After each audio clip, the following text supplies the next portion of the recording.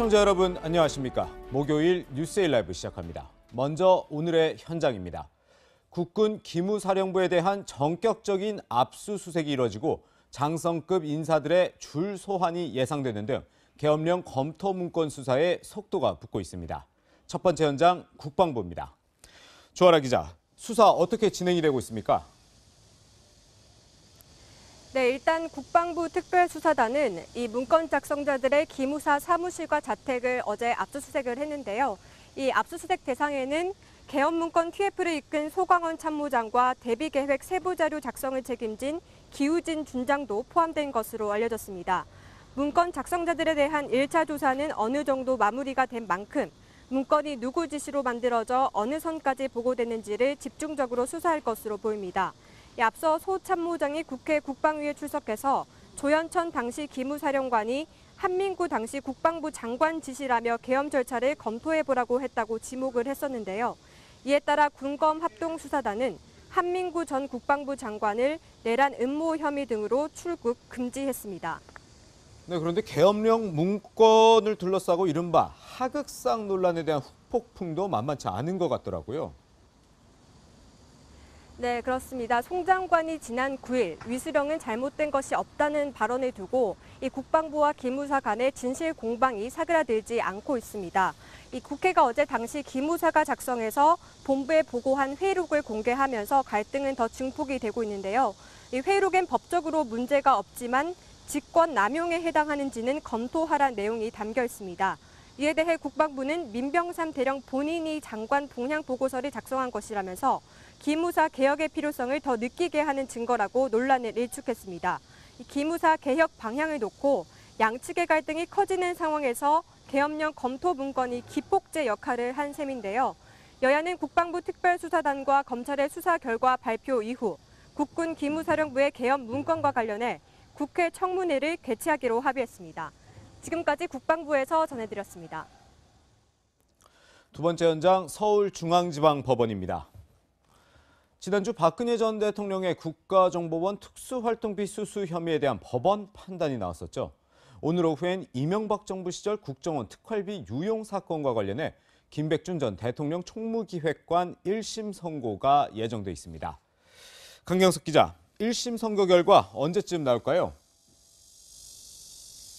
네, 이명박 전 대통령의 최측근이었던 김백준 전 총무기획관 1심 선고는 오늘 오후 2시에 시작됩니다.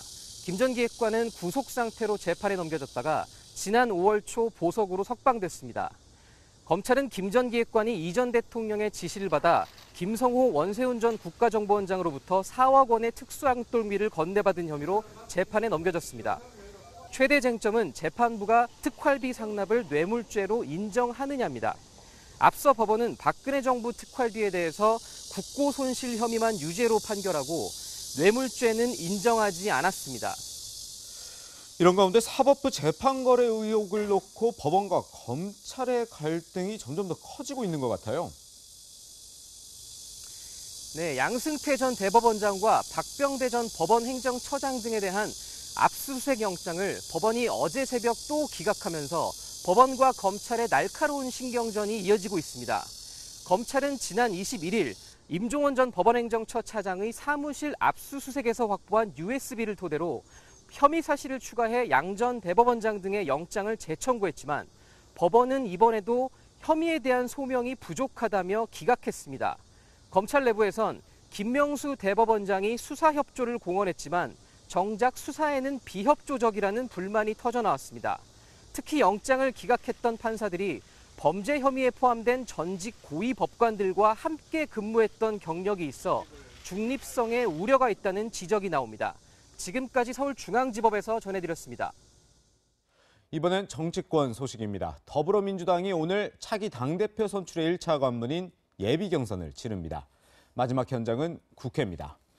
이동재 기자, 후보 8명 중에 3명만 본선 진출하는 거죠? 민주당 차기 당대표 선출을 위한 예비경선이 오후 2시 국회의원회관에서 열립니다. 예비경선을 통과한 3명의 후보는 한 달 후 치러지는 전당대회에서 다시 맞붙게 됩니다. 총 8명이 출사표를 던진 예비경선에선 친문 후보들의 선전이 관측되는데요.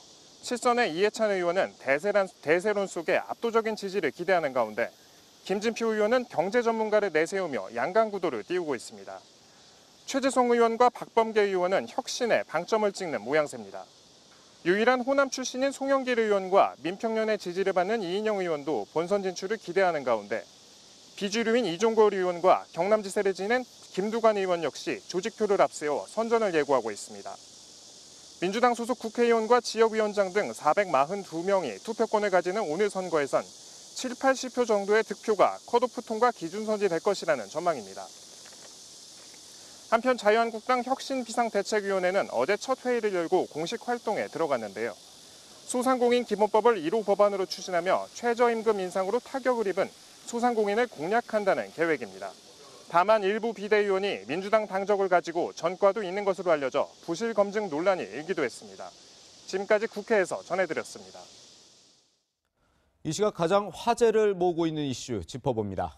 다수의 사망자와 실종자가 발생한 라오스 댐 사고를 놓고 붕괴냐 유실이냐 공방이 이어지고 있습니다. 책임 소재 때문일 텐데요. 네, 자세한 이야기 이인철 참 좋은 경제연구소장 이상현 국제부 기자와 함께 짚어보겠습니다. 안녕하세요. 라오스에서 댐 사고 제가 영상을 보고 굉장히 정말 그냥 마을 전체가 물바다가 돼서 깜짝 놀랐는데 지금 워낙 피해 규모가 커서 실종자가 지금 몇 명인지 파악조차 굉장히 어려운 상황이라고요. 네, 맞습니다. 지금 사고가 발생한 지 나흘째를 맞고 있는데요. 아직도 지금 정확한 피해는 알기가 어려운 상황입니다. 현재 라오스 당국은 19명 사망자를 확인했고요. 그다음에 네. 131명이 실종됐다고 공식적으로 확인을 한 상태입니다. 네. 하지만 베트남 언론 등 주변 국가 언론들에서는 사망자가 최소 예, 70명에 이를 것이고 또 실종자가 200여 명에 달할 것이다라고 지금 보도를 하고 있습니다. 예. 지금 보시다시피 마을에 물이 가득 차 있는 상황이기 때문에 지금 현재 사망자나 실종자가 정확하게 확인이 어려운 상황인 거는 맞는 것 같고요. 네. 그다음에 6천 명 정도의 이재민이 발생을 했는데 3천 명 정도가 구조를 받아서 대피소에 머물고 있고 예. 아직도 구조를 기다리는 사람이 한 3천 명 정도가 된다고 합니다. 네네. 이 3천 명은 이제 물에 고립된 마을 같은 곳에 있을 수도 있고 또 네. 지붕 위에서 구조를 기다리는 사람들도 있다고 해서 좀 구조의 손길이 좀 시급한 그런 상황입니다. 그렇군요. 뭐 일각에서는 19명 사망자로 나오고 또 라오스 당국 일각에서는 또 26명 사망, 또 언론에서는 70명 이상이다. 이런 얘기도 나오는데 정말 지금 현장 상황이 상당히 심각한 것 같습니다. 우선 이제 라오스 현지 생존자의 인터뷰를 한번 좀 보겠습니다.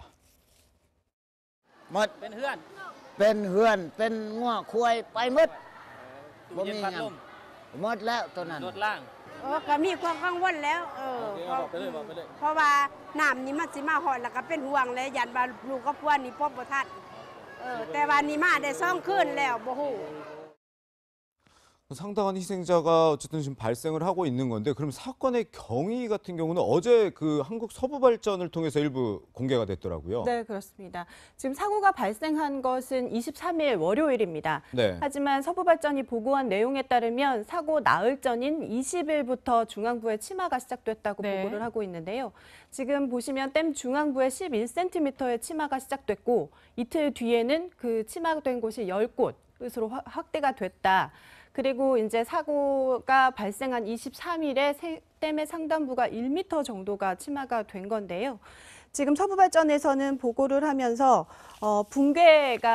댐 일부가 붕괴가 되면서 물이 범람을 네. 했고, 그리고 또 5억 톤 정도의 물이 방류가 되면서 네. 이제 인근 마을이 홍수 피해를 입었다라고 보고를 했습니다.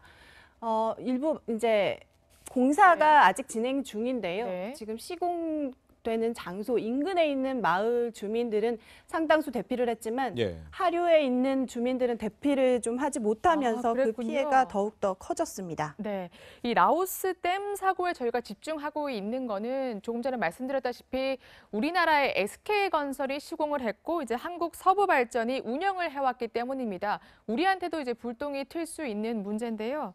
일단 서부발전과 SK건설이 말이 다르고요. 특히 또 라오스 당국도 붕괴라는 표현을 쓰고요. 또 SK건설 쪽에서는 뭐 유실, 범람 이런 표현을 쓰더라고요. 이게 다 책임 소재라든가 앞으로 좀 후폭풍에 이제 무게를 두고 이런 용어도 적절하게 조금 신중을 기하는 모습인 거죠. 그렇습니다. 아직 이제 네. 정확한 사고의 원인 파악이 안 되고 있습니다. 이들 네. 지역이 워낙 이제 범람하다 보니까 이게 50억 톤 가량의 물이 어느 정도냐면 예.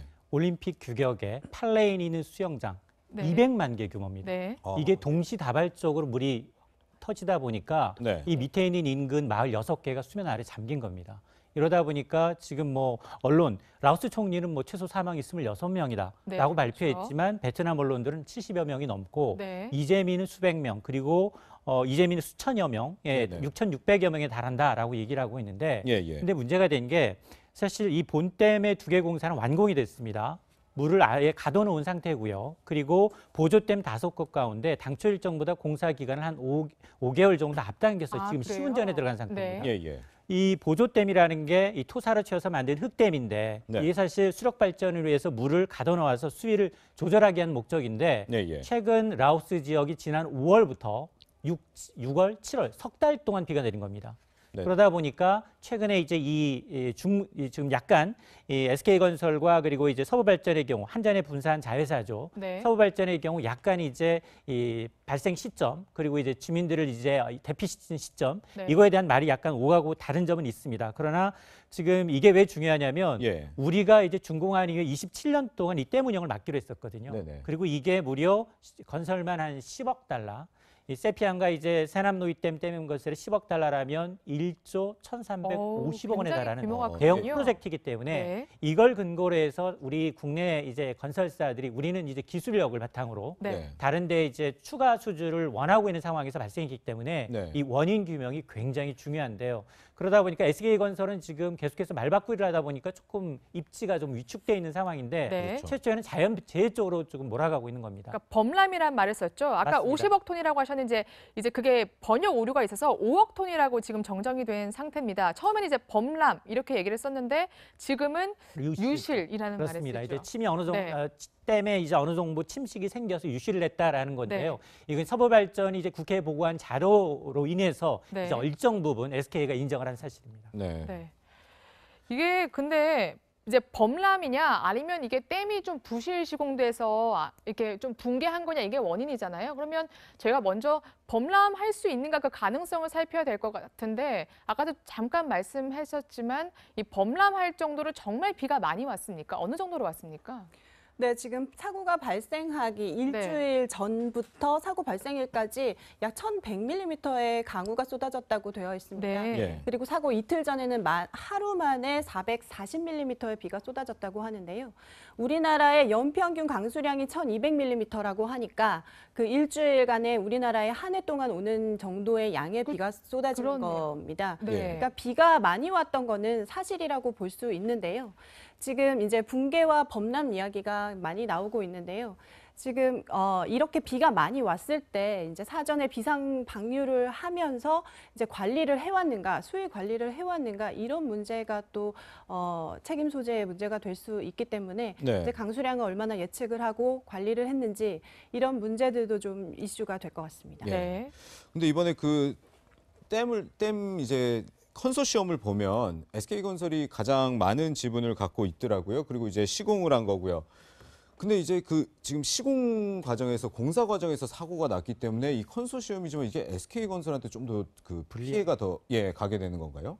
지금 현재 상태로 사실 정확한 정말로 자연재해라면 이제 보험에 들어오는 돈이 있기 때문에 예, 예. SK건설의 이제 피해는 크지 않을 수 있습니다. 예, 그러나 예. 정말 부실 시공에 따른 책임 소재가 SK 쪽으로 기운다면 예. 이 피해의 규모는 막대하고요. 그리고 예. 지금 나타나고 있는 사망자뿐만이 아니라 이 복구해야 된다는 문제가 굉장히 심각합니다. 네. 그러다 보니까 지금 보면 당장 이제 이 쟁점은 크게 한 두세 가지로 이제 나눠볼 수 있는데요. 네네. 네. 왜 그러면은 이제 늦장 대처를 했을까? 위험 통지 대피령이 15시간 뒤에나 됐다는 거 아닙니까? 아, 예, 예. 그래요? 이 부분 그리고 이제 만약 이렇게 이제 석 달 동안이나 계속해서 이제 강우 폭우가 내렸다면 미리 사전에 방류 조치를 했다면 이와 같은 막대한 이제 피해는 좀 줄일 수 있었다. 이런 부분이 네. 또 문제가 되고 있고요. 예. 그리고 과거에도 이 댐에서 3년 연속 같은 사고, 비슷한 사고가 있었다는 겁니다. 아, 그래요? 네, 그러다 보니까 이 부분에 대해서 지금 정확한 이제 이 사고 사고 원인에 대한 규명이 나오게 된다면 네. 정말 SK의 어떤 피해 규모 그리고 SK 손실 네. 그리고 SK에 대해서 어떤 책임 소재가 명확하게 이제 가려질 것으로 보입니다. 네. 그렇군요.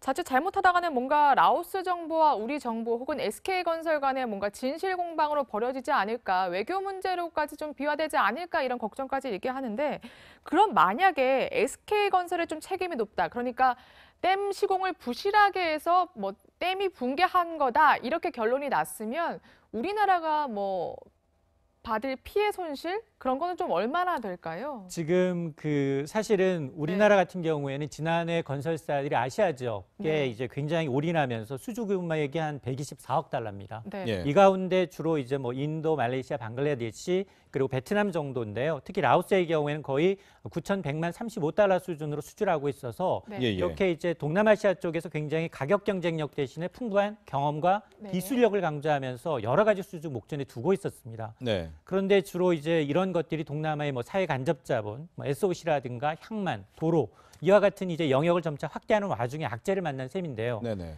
이제 해외 시공 현장에서는 보기 드문 이제 초대형 악재다라는 점 때문에 지금 계약을 오가고 있는 것들에 대해서는 수주 계약이 취소될 수도 있습니다. 네. 그러니까 사고 원인에 대한 정확한 규명이 나와야 되고요. 네네. 때문에 이제 해외 건설 협회도 지금 국내 건설사에 미치는 네. 영향을 최소화하기 위해서 예. 동분서주하고 있을 뿐만이 아니라 오히려 우리 국내 건설사가 부실 시공했다라는 오해를 풀기 위해서라도 예, 예. 이번 하루빨리 사고 원인이 규명이 돼야겠습니다. 근데 사고 원인 규명이라는 게 그렇게 하루 이틀 만에 되는 문제가 아니잖아요. 그럼 그 맞습니다. 사이에 우리나라가 해외랑 이렇게 맺었던 계약들이 전부 다 이렇게 좀 잠깐 중단이 되고 이럴 가능성도 있는 거네요. 지금 뭐 대우건설이며 지금 현재 참여하고 있는 네네. 라오스 외에도 베트남이나 이제 필리핀과 같은 예. 이런 지역에서 공사를 하고 있는 것들이 꽤 있습니다. 네. 그런데 이제 책임 소재가 SK건설과 그리고 이제 서부발전 쪽으로 기운다면 분명히 뭐 계약 취소라든가 이런 부분이 발생할 소진이 있습니다. 그렇군요. 그렇군요. 그러면 앞으로 조금 어떻게 대응할 건지가 중요한 것 같습니다. 일단 댐 사고는 발생했으니까 빨리 수습을 하고 우리가 철저하게 사후 관리를 해서 그래도 대한민국 정부가 아니면 대한민국 건설사가 이렇게 사후 관리를 잘 해주는구나 이러한 평가를 받을 수 있도록 노력해야 될 것 같은데 일단 그러면 유실과 붕괴 각각 상황에 따라 SK건설이 어떻게 책임을 질지도 좀 시나리오가 나와 있을 것 같은데 어떻게 책임 소재가 나눠지게 되나요? 지금 유실 같은 경우에는 네. 그 자연재해가 사고의 주요한 원인이 됩니다. 그렇기 때문에 SK건설의 책임이 좀 줄어들 수 있고요. 네. 그렇기 때문에 이제 합작 법인이 참여한 지분에 따라서 이제 책임이 좀 분담이 될 수 있습니다. 하지만 이 붕괴라고 했을 때는 그 네. 원인이 건설을 잘못한, 그러니까 부실 시공에 따른 인재로 분류가 될 수 있기 때문에 네. SK건설 측의 책임이 올라가고 그로 인해서 이제 다른 보험을 통해서 배상을 한다든지 하는 SK가 한마디로 이제 책임을 좀 짊어지어야 되는 네. 그런 상황이 될 수가 있습니다. 네. 그렇기 예. 때문에 그렇군요. 지금 범람이냐 붕괴냐 하는 그런 용어의 사용을 되게 주의를 하고 있고요. 네. 네네. 우리 정부도 이번 사태에 대해서 이제 청와대에서 입장을 밝혔는데 그때도 이제 유실, 범람 이런 단어들을 좀 사용을 하고 있습니다. 예, 그렇군요. 근데 이제 라오스 자체가 굉장히 이 수력 발전에 공을 들이고 있다면서요.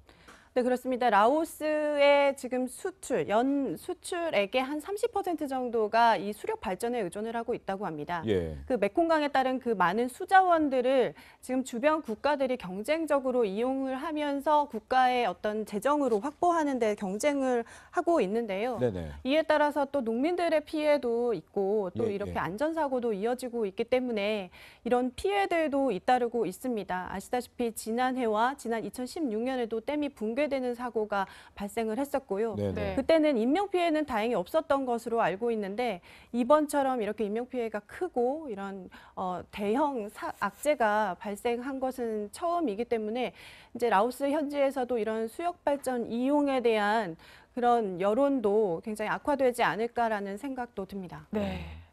어쨌든 굉장히 위기인 상황인 건 맞습니다. 그래서 문재인 대통령, 우리 정부 측에서도 그 현지에 구호 인력들을 급파했습니다. 직접 그 목소리 들어보시겠습니다. 문재인 대통령은 25일 라오스 댐 유실 및 범람과 관련해 긴급 구호대를 파견하는 등 정부 차원의 강력한 구호 대책을 마련하라고 지시했습니다. 문 대통령은 댐 사고의 원인이 무엇인지 알아보고 있는 상황이지만 우리 기업이 댐 건설에 참여하고 있는 만큼 우리 정부도 지체 없이 현지 구호 활동에 적극적으로 나서야 한다며 이런 지시를 내렸습니다. 아무래도 우리 정부가 이렇게 빠르게 대응에 나선 거는 이게 최초로 민과 관 이렇게 합동으로 따내온 그러한 사업이라면서요. 그렇습니다. 그리고 네. 또 하나 이제 주목해야 될 점은 네. 우리나라가 지금 OECD 선진국으로 분류가 됐죠. 이 선진국들이 개발도상국의 ODA라고 해서 네. 이런 이제 공적 개발 원조를 하게 돼 있습니다. 그런 네. 프로젝트의 일환으로 지금 민관이 함께 동시에 이제 지원된 사업이기 때문에 한국 정부의 책임도 있다라면서 지금 참여했는데 이제 시민 단체들은 이제 주장을 네. 하고 있는 상황인데요. 이러다 보니까 이번 사업에 이제 SK건설이나 서부발전과 함께한 이런 이제 굉장히 의미 있는 사업이다 보니까 오히려 이게 우리 쪽으로 결론이 이제 좀 어떤 약간 시공 쪽의 문제점이 네. 있다라고 이제 나온다면 대외 신인도에도 이제 타격이 그렇죠. 불가피한 상황입니다. 아무래도요. 네. 아무래도 이제 라오스 같은 경우는 정부의 뭐 신남방 정책, 아세안 공약과 연관이 돼 있고 또 SK그룹 자체도 대규모 워낙 공사였기 때문에 상당히 발빠르게 지금 움직이고 있더라고요. 네, 맞습니다. 어제 청와대는 입장 발표를 하고 네. 우리나라도 우리 기업이 참여하고 있는 만큼 적극적으로 신속하게 구조에 지원을 하겠다라고 입장을 밝혔고요. 오늘 오전 아마 지금쯤이면 출국을 했을 것으로 보이는데요. 예. 우리 정부의 비상 구호단이 구호대죠? 예. 구호단이 아마 출발을 했을 겁니다. 선발대 7명이 먼저 출발을 하고요. 의료팀과 구조팀으로 나누어서 또 30명 규모가 정부 구조단이 나갈 예정이고 또 SK도 오늘 이제 애도의 뜻을 밝히면서 20명 정도의 구호단을 파견한다고 그렇게 밝혔습니다. 그렇군요. 네, 알겠습니다. 모쪼록 지금 생존자, 실종자 구조하고 있는데요. 굉장히 사고 수습 빠르게 됐으면 좋겠고 또 빨리 사고 원인이 밝혀져서 뭔가 대책 그리고 수습이 잘 됐으면 하는 바람입니다. 오늘 두 분 말씀 감사합니다. 네, 다음 소식입니다. 연일 이어지는 폭염에 정부의 최대 전력 수요 예상치가 빗나가고 있습니다. 네, 어제까지 사흘 연속 전력 예비율이 10%를 밑돌았는데 그 주무장관은 책임을 날씨에 돌리고 있었습니다. 김현재 기자의 보도입니다. 백운규 산업통상자원부 장관은 부랴부랴 설명에 나섰습니다. 발전소를 추가로 돌리고 수요 감축 요청을 하면 전력은 충분히 공급할 수 있다는 설명입니다. 다시 불거진 탈원전 논란을 깎아내리는 발언도 합니다. 이 문제는 진짜 좀 어떤 의도가 있게 문제가 제기가 되는 것 같고요. 야당과 일부 언론이 전력 수급 불안 상황을 이용해 탈원전 정책에 딴죽을 걸고 있다는 불만입니다. 정부의 전력 수요 예측치가 잇따라 빗나간 것은 폭염 탓으로 돌렸습니다. 재난적인 폭염이 지금 계속되고 있지 않습니까? 전혀 예상하기 어려운 사항이고. 하지만 최근 사태로 촉발된 에너지 정책에 대한 의구심을 풀기에는 부족하다는 지적입니다. 그러한 불확실성이 있음에도 불구하고 단정적으로 이건 안 하겠다 선언하는 것은 이 에너지의 장기적인 특성을 갖다가 전혀 고려하지 않는 것이지요. 기상이변, 산업구조 변화 등 다양한 변수까지 고려해 에너지 정책을 짜라는 주문입니다. 채널A 뉴스 김현지입니다. 네, 오늘의 핫피플 시간입니다. 역시 두 분과 함께 할 텐데요. 이종근 데일리한 논설실장 전지현 변호사 나와 있습니다. 어서 오세요. 안녕하세요. 안녕하십니까. 네, 첫 번째 핫피플, 이 무더위에 날씨 탓을 하지 않고 청주의 한 시골 마을 직접 찾아간 김정숙 여사입니다. 김 여사, 지난해 여름엔 홍수 피해 복구 도우기 위해서 네. 청주를 찾았었는데 그렇죠. 올해는 폭염 네. 피해 예방을 위해 또 청주를 찾았다고 합니다. 어제 그 김정숙 여사 청주를 가지고 폭염 이제 위로하는 행보를 했더라고요. 네, 그렇습니다. 그런데 이제 지난해 이맘때였어요. 7월 달에. 네. 22년 만에 폭우 아니었습니까? 네네. 청주, 물론 예. 충북 전체가 사실 폭우였는데 네. 청주가 그때 정말 기록적인 폭우였어요. 그래서 맞아요. 그렇죠. 예. 하루에 한 90mm, 시간당 91mm의 그 네. 폭우가 쏟아져서 당시 기억하기에는 막 버스가 물에 떠다닙니다. 으악! 이런 그 전화로 긴급하게 하는 예. 그런 목소리가 이 뉴스 시간에 이렇게 보도되기도 했는데 바로 그래서 또 김정숙 여사가 작년에 한 마을을 찾아가서 직접 수해 복구하는 장면 네. 있겠죠. 그런데 바로 그 마을은 아닙니다. 다른 마을이지만 네네. 아마도 청주에 찾아간 것은 1년 동안 한 수해 복구를 잘하고 예, 그런 예. 어떤 위무의 어떤 그런 의미도 있을 것 같아요. 네. 두 번째는 이 마을이 폭염 피해를 잘 예방했다. 그래서 아, 우수 예, 예. 그런 마을로 선정도 돼서 여러 가지 어떤 의미가 네. 있는 것 같습니다. 아, 그렇군요. 저는 왜 대한민국 전체가 폭염인데 왜 청주 그중에서도 오송을 갔을까 했는데 그런 이유가 있었군요. 그러면 어떻게 그 시민들을 위로했을까요? 직접 영상을 통해 만나보시겠습니다. 네, 안녕하세요. 저는 대통령 부인 김정숙입니다. 봉상 3리 주민 여러분, 이렇게 방송으로나마 인사드릴 수 있어서 제가 무척 기쁩니다. 이 무더위에 농촌을 지키고 계신 어르신들이 염려돼서 뵈러 왔습니다. 우선 난 12시부터 오후 5시까지 해가 뜨거울 때는 꼭 실내나 그늘에 계셔야 합니다. 물을 자주 드시고 음식물을 조심하셔야 합니다. 지금까지 봉상 3리 방송실에서 대통령 부인 김정숙이 말씀드렸습니다. 더위 안녕들 하십시오. 네.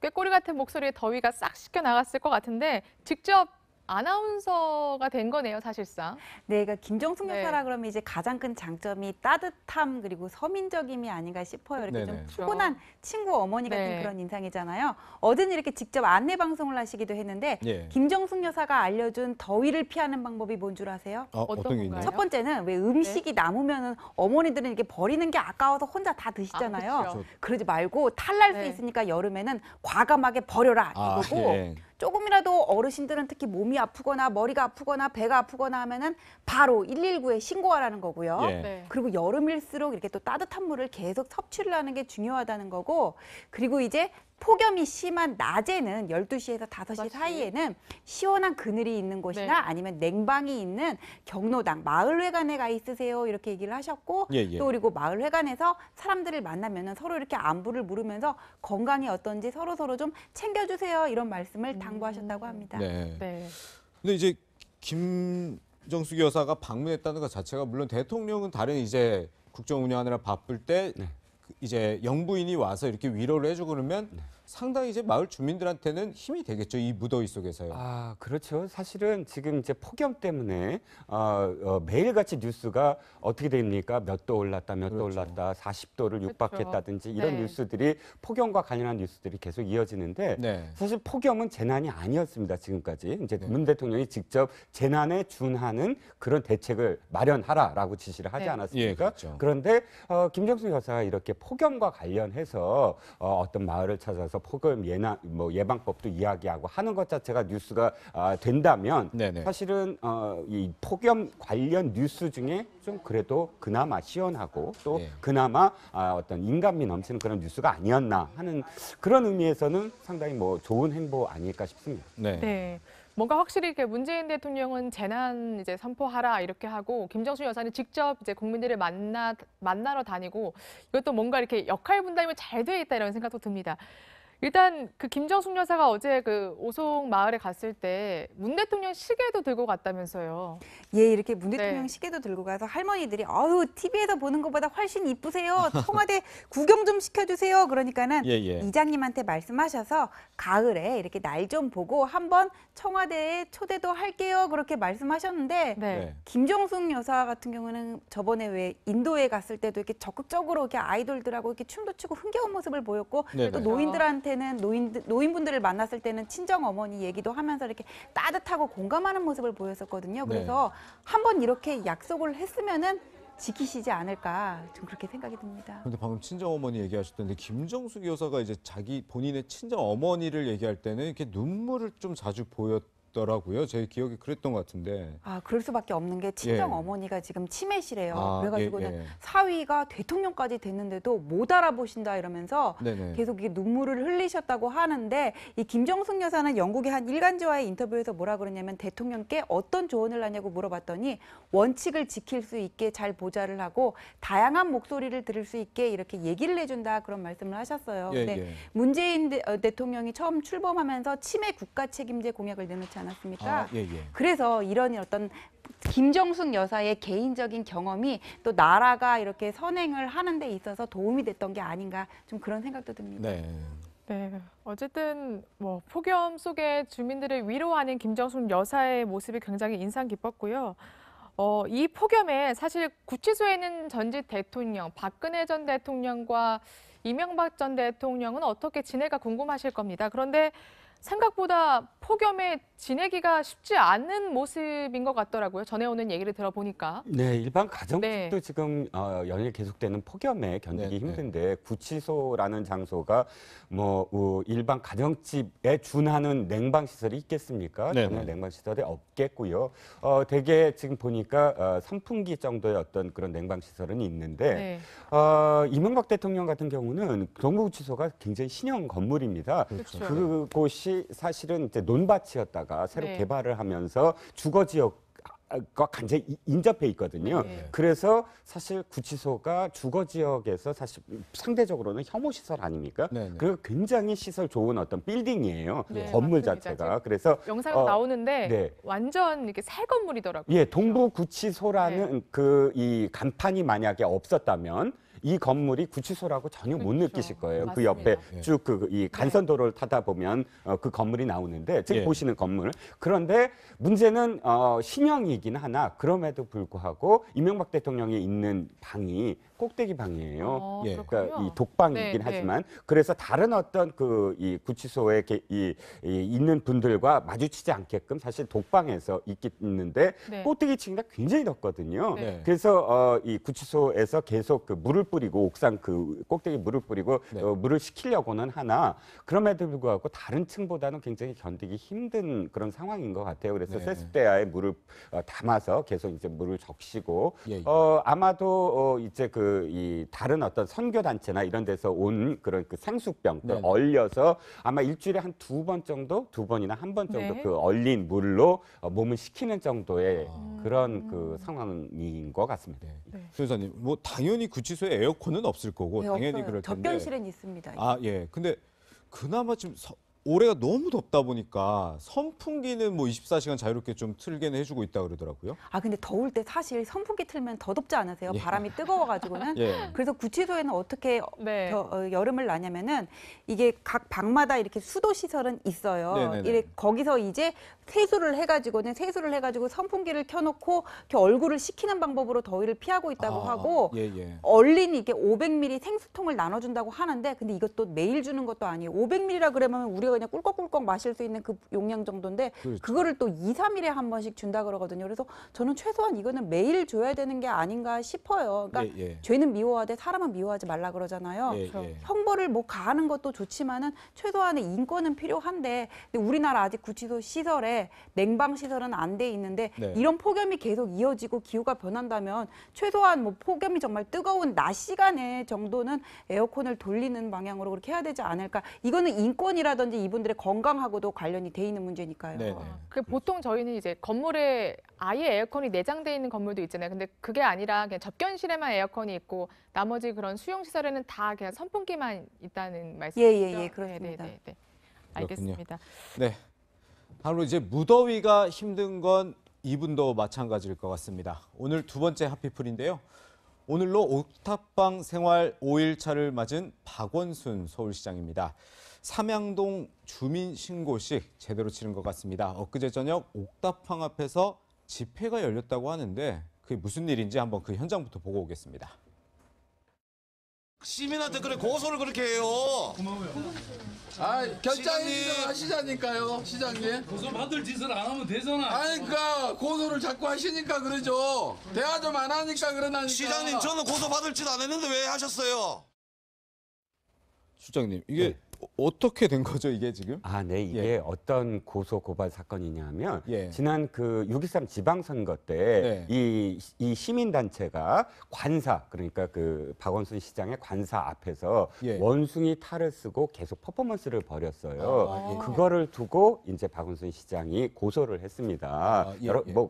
사실은 여러 가지 고소 고발 사건이 사실 별로 없었어요. 그러니까 아들과 관련한 어떤 시위가 아직도 네. 시청 앞에서 벌어지고 있는데도 불구하고 박원순 시장이 그렇게 나서지 않았거든요. 근데 이번에는 선거 기간이고 하기 때문에 이 고소를 했습니다. 고소를 했는데 박원순 시장이 많이 지금 좀 변하고 있다라는 뭐 일간의 이야기들이 많잖아요. 그러니까 어떤 점이냐면 선거 기간 내에서도 이번에 굉장히 많이 변했어요. 지난 4년 전에는 중앙당에서 유세를 함께 해주겠다고 했는데도 중앙당 유세 안 받겠다, 나 혼자 하겠다 이러다가 이번에는 자신이 야전사령관이다라고 이야기하면서 내가 야전사령이 돼서 전 구청장은 함께 동반하겠다. 이게 굉장히 정치적인 어떤 의미거든요. 그러니까 정치인으로서 지난번 대선을 겪고 대선 때 사실은 경선 때 자기의 세력이 없었어요. 그래서 정치적인 어떤 세력이 있어야 되겠다. 그리고 내가 정치인으로서의 어떤 이미지를 좀 많이 보여야 되겠다. 이런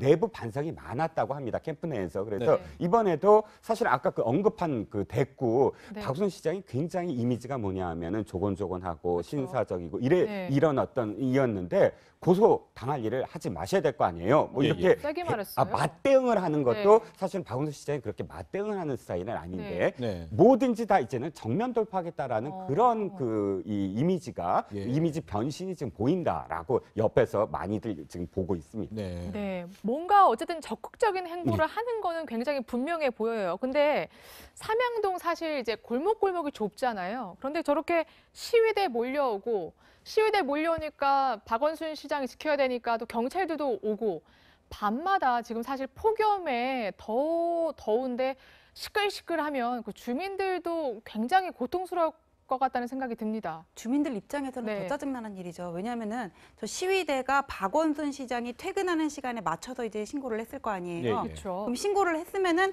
언제 이 사람들이 올 줄 아니까는 그 경찰관이랑 뭐 서울시청 공무원들, 강북구청 공무원을 해가지고 한 50명 정도가 저 골목길이 폭이 3m라 그러거든요. 근데 100m 정도 인간띠를 만들어가지고 쭉 늘어선 거예요. 근데 또 이게 시위대들이 조용조용 기도하듯이 시위를 하는 게 아니죠. 뭐 소리 지르면서 뭐 박원순 시장 어떻게 하라 얘기를 할 거 아니에요. 그러면 또 이제 막아선 사람들 그 소리까지 해가지고는 주위 사람들은 거의 잠을 못 잘 지경이란 말이에요. 그래서 이게 뭐 서울시장이 가가지고는 서민 체험한다 이런 거는 좋은데 서울시장이 움직이게 되면은 뭐 다양한 이해관계가 있고 또 시위의 표적이 될 수 있기 때문에 여러 사람들 뭐 보좌하는 사람들 공무원들 다 따라간단 말이에요. 그러니까 그 사람들 입장에서는 그 주민들 입장에서는 또 민원이 생길 수밖에 없거든요. 그러니까 지금 무슨 소리까지 나오냐면은 우리 동네를 뭐 못 사는 동네인 것처럼 광고 한 꼴이 됐잖아. 이거 뭐 또 집값하고도 또 연관이 될 수가 있으니까요. 공공시설이라도 설치해 지금 이런 얘기까지만 나오는데 처음에 취지는 좋았을지 모르겠지만 그게 또 민원인들에게 또 주민들에게 어떤 민원을 발생시키고 불편을 주고 이후에 어떤 서민들을 위한 진정한 복지 정책으로 이어가지 않는다면은 쇼라는 비판은 계속될 것 같습니다. 그럼 시끄러우니까 아예 시위대를 그곳에서 시위 못하게 아예 시위 허가를 안 내준다거나 뭐 이런 방법도 있지 않아요? 그러니까 뭐 야간이나 어느 정도는 시위를 못하게 금지가 돼 있는데 근데 이게 또 뭐 확성기를 하거나 이런 거는 금지가 돼 있어요. 근데 이걸 뭐 확성기를 내고 소리를 지르는 게 아니라 그냥 그 하는 과정에서 그냥 이렇게 나오는 소리였잖아요. 그래서 이거를 완전히 법적으로 차단하기는 좀 어려운 그런 상황입니다. 그렇군요.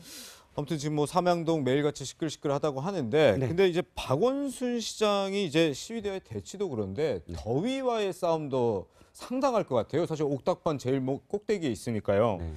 결국 뭐 그늘막을 설치했다 그러더라고요. 네, 그렇습니다. 예전에 제가 기억하는 어떤 예능 프로그램 제목이 떠올라요. 비교체험 극과 극.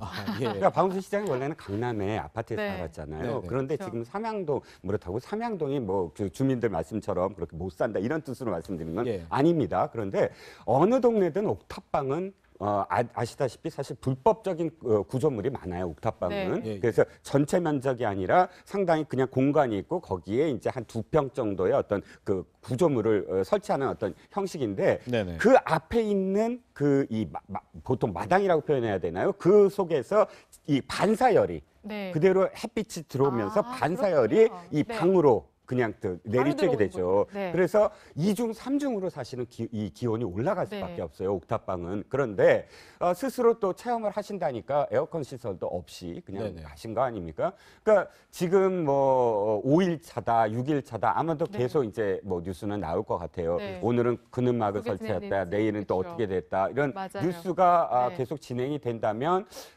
글쎄요, 정치적으로 봤을 때 박원순 시장이 뭐 하려고 했던 것, 내가 이렇게 강북에서 이런 체험을 하고 있다라는 것을 홍보하는 효과는 될 수 있겠지만, 그러나 실질적으로 녹아들어야 된다라는 생각이 좀 들거든요. 삼양동을 체험한다면 삼양동의 일부가 돼야지, 그렇죠. 삼양동에서 사실은 전혀 다른 풍경이 돼서는 안 되잖아요. 근데 지금은 자꾸 삼양동의 다른 풍경으로 삼양동을 그냥 보는 어떤 입장. 그러니까 이 시장이 나가서 이 주민들과 만나는 게 뉴스가 안 돼야 일부가 된다는 생각이죠. 그런데 지금은 매일매일 이렇게 뉴스가 된다면 잃는 것도 있고 얻는 것도 있다. 잃는 것은 사실은 계속 뉴스거리가 됨으로써 주민들과 자꾸 이렇게 거리가 생길 수밖에 없다. 그런데 얻는 것은 이렇게 뉴스가 됨으로써 홍보가 된다. 그렇죠. 진정성 있으려면 저는 뭐 이 뉴스거리를 만들지 말고 그리고 서울시 공무원들을 오지 말고 보좌관도 옆방에서 다 보내고 그냥 그 일부로 완전히 그 속에서 주민들과 조용히 만나는 그런 만남을 해야지 주민들의 생생한 목소리를 더 들을 수 있지 않을까 하는 아쉬움이 좀 있습니다. 어쨌든 일거수일투족이 지금 화제가 돼서 말씀하신 것처럼 또 주방이 없다 보니까 아침에는 이제 비서관이 사다 주는 샌드위치로 끼니를 때우고 저녁에는 전화로 피자를 주문해서 먹는다고 하니까 저게 과연 그냥 장소만 삼양동이지 과연 그 주민들의 삶에 녹아드는 게 맞느냐 이런 비판론도 있습니다. 어쨌든 폭염 때문에 힘들지 주민들도 처음에는 환영하다가 이렇게 비판하지 한 달 채울 수 있을까 이런 생각도 들거든요. 네, 그렇습니다. 그러니까 좀 전에도 말씀드렸지만 매일같이 이렇게 뉴스가 나온다면 사실 언론사 입장에서는 좋겠죠. 아, 뉴스거리가 이렇게 있는데 농담입니다만 그런데 중요한 건 정말로 초심. 저기에 왜 갔나를 좀 생각을 하셔야 될 것 같아요. 이유는 강북과 강남의 어떤 차이. 내가 여기 가니까 공무원들도 움직인다 이런 말씀을 하셨어요. 왜 가냐고 자꾸 얘기했을 때. 그러니까 사실은 그런 점에 있어서는 한 달에 꼭 채울 필요가 있겠느냐라는 생각도 들어요. 물론 비판도 있겠지만 중요한 건 삼양동 주민들의 이야기를 생생하게 듣고 또 삼양동 주민들한테 피해가 안 가게끔 하는 것. 이 두 가지가 가장 중요한 게 아닌가 싶습니다. 그렇습니다. 지금 이렇게 박원순 시장이 취임 한 달이 아직 안 됐는데 뭐 물론 지금 전국의 시도지사들이 모두 폭염에 대한 대책을 하고 있지만 이렇게 주목을 받는 건 더더욱 이제 대선 주자라는 그런 인식이 있었을 텐데요. 최근에 이렇게 옥탑방 체험만큼이나 서울 재개발을 두고 상당히 목소리를 크게 내고 있습니다. 한번 박원순 시장 목소리 들어보시죠.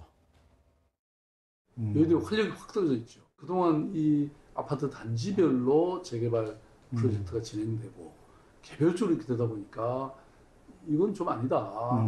사실 여의도는 거의 뉴욕에 마치 맨하탄처럼 그렇게 되는데 그래서 이걸 좀 하려면 좀 종합적인 가이드라인과 마스터 플랜 아래에서 진행되는 게 좋겠다.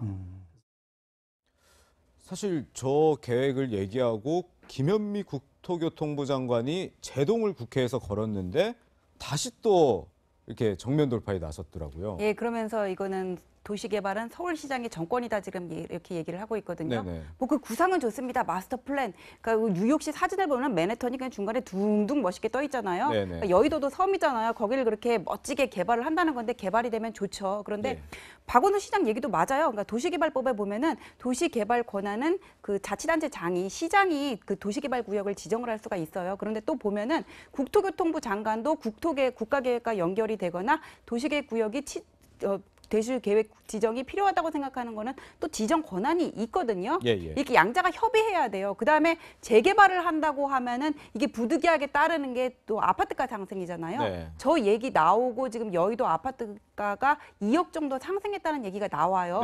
이런 것들을 억제하기 위해서는 지금 정부의 기조가 집값을 잡겠다는 건데 서울시와 국토교통부의 그 협의는 필연적으로 필요해 보입니다. 뭐 물론 여의도 아파트 같은 경우에 7, 80년대 지어가지고는 엘리베이터 고장나고 110V 뭐 아직까지 전압을 사용하는 것도 있어요. 물론 재개발의 필요성은 인정이 되기는 하지만은 여기서 또 이제 불거져 나올 수 있는 문제가 뭐냐면은 그럼 강남이라든지 도시 외곽은 왜 여기는 재개발 안 하면서 저기는 한다는 볼멘 소리가 또 나올 수 있거든요. 그다음에 또 아까 말씀드린 아파트가 상승가 같은 뭐 어떤 투기 세력이 또 문제가 될 수도 있고 또 그리고 박원순 시장이 이제까지 뭐라 그랬냐면은 있는 집 허물고 건설회사 돈 벌어가고 도시 생태계 해치는 재개발은 원하지 않는다 그렇게 얘기를 하면서 뭐 어떤 뭐 문화 생태계, 도시 생태계 복원 이런 얘기들을 했단 말이에요. 근데 지금 말씀하시는 여의도 마스터 플랜이 그런 이제까지의 기조하고 맞는지 이 부분에 대해서도 또 의문이 들거든요. 그래서 법적으로 헤쳐나갈 부분들도 많고 주민들의 반발도 많고 지금의 국가 정책 기조와도 맞지가 않는 부분이 있어가지고는 박원순 시장이 저렇게 재반박을 하기는 했지만 앞으로 남아있는 난항은 좀 순조롭지 않을 것으로 보이고 그리고 이런 얘기 나올 때마다 한 번씩 이렇게 출렁이는 게 부동산 시장이거든요. 그렇죠. 그럼 이거는 전부 수요자들의 부담으로 밖에 돌아갈 수가 없어서 이게 내부에서 충분히 협의를 하고 발표를 해야지 서울시장 차원에서 저렇게 한 번씩 이렇게 툭 던지는 게 과연 어떤 실효성이 있나 저게 바람직하냐 이 부분에 대해서는 의문이 듭니다. 예, 알겠습니다. 자, 다음으로 넘어가겠습니다. 세 번째로는 지난 17일 경기도 동두천 어린이집 유아 차량 방치 사건 관계자들의 이야기를 전해드리겠습니다. 오늘 오전에 그 운전기사와 인솔교사의 영장실질심사가 있었는데 그때 이제 두 사람이 들어가는 모습 한번 보겠습니다. 왜 김양이 못 내리고 차 안에 남게 된 건가요? 2주밖에 안 됐다고 하시는데 지금 심경 어떠신가요? 유족한테 한마디 해주시죠. 억울하거나 하신 부분은 없으세요? 하고 싶으신 말씀은? 평소에 등원생 체크 안 하고 그냥 내리셨나요? 그동안에 한 번도 하신 적 없는 거 아니세요? 그런데 보니까 지금 입장한 사람은 인솔교사와 운전기사뿐이거든요. 왜 담임교사 원장은 영장을 신청하지 않고 왜 인솔교사와 운전기사만 영장이 청구된 건가요? 그러니까 담임교사랑 원장에 대해서는 추가 조사를 하고 영장 신청 여부를 결정한다는 거고요. 먼저 운전기사랑 인솔교사만 영장을 신청한 거는 제가 볼 때는 죄질이 좀 더 크다고 본 것 같아요. 그러니까 담임교사 입장에서는 아이들이 누구든지 결석을 할 수가 있어. 근데 이 아이가 차에 있는 거는 몰랐어요. 그런데 그냥 그 연락이 늦어져가지고 결국 아이가 사망하는 사태까지 발생한 거잖아요. 물론 아이가 사망한 거는 안타깝지만은 그 죄질에 있어서는 운전기사라든지 인솔교사는 조금만 더 주의를 했으면은 아이가 차 안에 있는 걸 알 수 있었던 위치에 있단 말이에요. 그러니까 운전기사 같은 경우는 차도 작은데 한번 자기가 뒤만 돌아봤으면 아이가 있는 줄 알 수 있었어요. 인솔교사 아이 중에 누가 하나가 울어가지고 정신이 없었다고 하지만 차 한 번만 들여다봤으면은 아이가 있는 줄 알 수 있었던 거잖아요. 그래서 그 과실의 정도가 죄질의 정도가 좀 더 크다고 봐서 이분들 먼저 영장을 신청한 게 아닌가 그런 생각이 듭니다. 그런데 그 운전기사 같은 경우에 자신은 나는 운전만 했다. 원래대로 원래 운전만 했고 운전 끝나고 그냥 열쇠를 넘겼고 이렇게 본인이 뭐 이게 변명인지 해명인지 설명인지 모르겠지만 이렇게 얘기하는데 이렇게 되면 좀 책임이 조금 줄어드는 건가요? 아니, 책임이 줄어드는 게 아니죠. 왜냐하면은 그 교육청에서 그 아이들을 이렇게 폭염 속에 사망하는 사고가 지금 첫 번째 발생한 게 아니잖아요. 이런 일이 발생을 하니까 매뉴얼을 만들었어요. 뭐 운전하는 사람들 교사로서 이렇게 지켜야 될 거.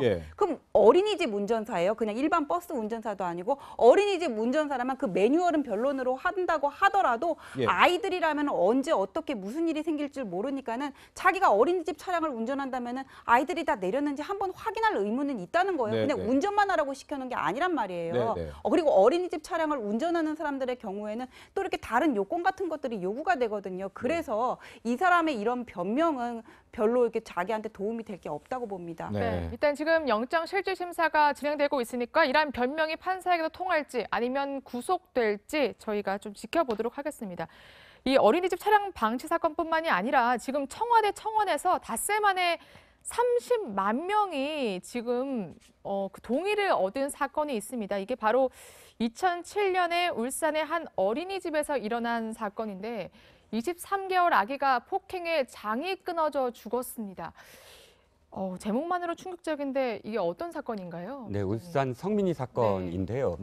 당시에 23개월 그러니까 3살인 아기가 원장 부부에게 폭행 얻어맞아서 장파열이 돼서 죽었다라는 그런 사건이에요. 그런데 이 원장 부부는 어떻게 됐냐면 피아노에서 이 아이가 떨어져서 죽었다. 그런데 그거를 제대로 돌보지 못했다. 방치한 혐의다. 그래서 상해치사도 아니고 과실치사로 대법원에서 판결이 나와요. 대법원에서 1년 6개월, 원장은 1년 6개월, 남편은 1년 6개월에 집행유예 3년으로 풀려 나옵니다.